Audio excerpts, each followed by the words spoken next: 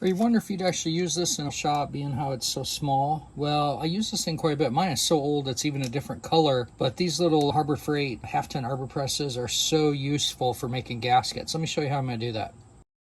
Dang, this is the worst tank I've ever seen. One of the things people struggle with the most is how to close up all the openings on the gas tank. Let me show you how to make a custom gasket that won't leak. Let's go.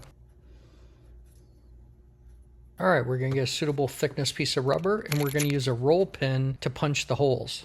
Trace it out and cut off into a manageable piece, and then here's the real hack. Take a grinder and a drill and spin that roll pin until it has a sharp point on it. That'll help cut it through. Next, find a washer that has a larger OD than the roll pin and put it underneath the rubber. Use a small arbor press like this to go ahead and punch it through. Do one hole first so that you can pivot around and make sure that the other holes are going to line up. Here's a close-up after doing one of them to show you how that washer allows it to pop through. Alright, simple as that. Do the rest of the holes just as you did the first, and then keep bolts in there to keep it all lined up so it doesn't move around on you. I like to take a drill and just kind of clean it up. On this thicker rubber you can do that, and then go ahead and cut it to shape, and let's try this thing out. A little word of caution: when you're putting in small fasteners on a gasket you made, you want to really make sure that there's any side tension that's going to get you to cross thread those. Be careful, be mindful what you're doing. All right, this is what we want. We have about 5 gallons of acetone sitting in this tank to eat up an old liner, and we wanted to make sure that nothing was going to leak out of there.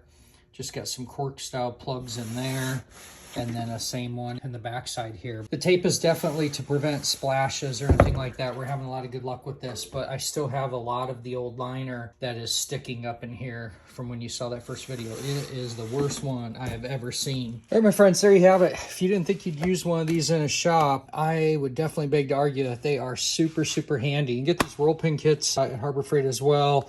A lot of their different accessories. I've got numerous things like clips and all kinds of grommets and different things. And this is how I store and organize them, just to keep them where they're easy to access. I know what's in there. So that is my tip of the day. If you haven't done so yet, make sure and like, share, and subscribe, and watch for a part 2 to see how that fuel tank turned out on that Harley. That is absolutely one of the worst ones I've ever seen. So like, share, and subscribe. Make it a great day. And as always, keep wrenching.